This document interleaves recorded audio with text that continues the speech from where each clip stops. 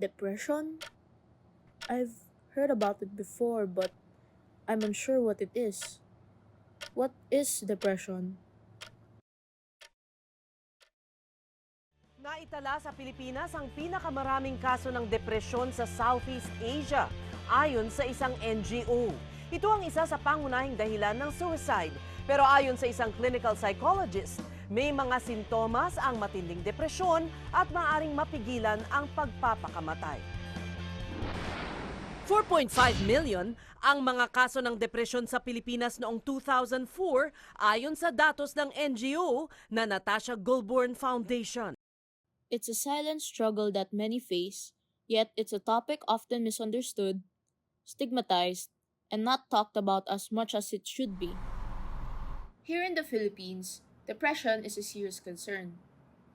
According to recent data from the World Health Organization, it is estimated that over 154 million people are affected by depression. But what is depression exactly? And what are its most common symptoms?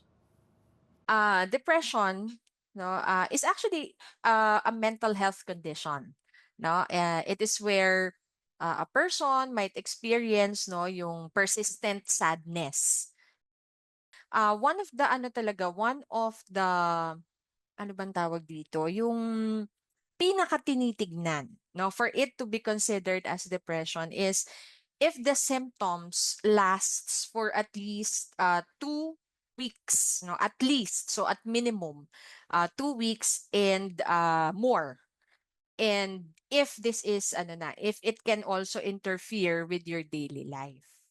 According to a 2022 study, there's a significant percentage of Filipino youth in the category ages 15 to 24 who frequently feel symptoms of depression, such as feelings of loneliness, demotivation, and sadness.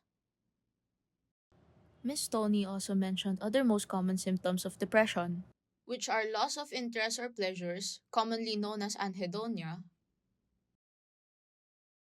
loss of appetite, and low energy levels. Being aware of the symptoms is important in addressing mental health issues among young adults. Recognizing how common these challenges are can contribute to building stronger and more effective support systems and resources for those in need.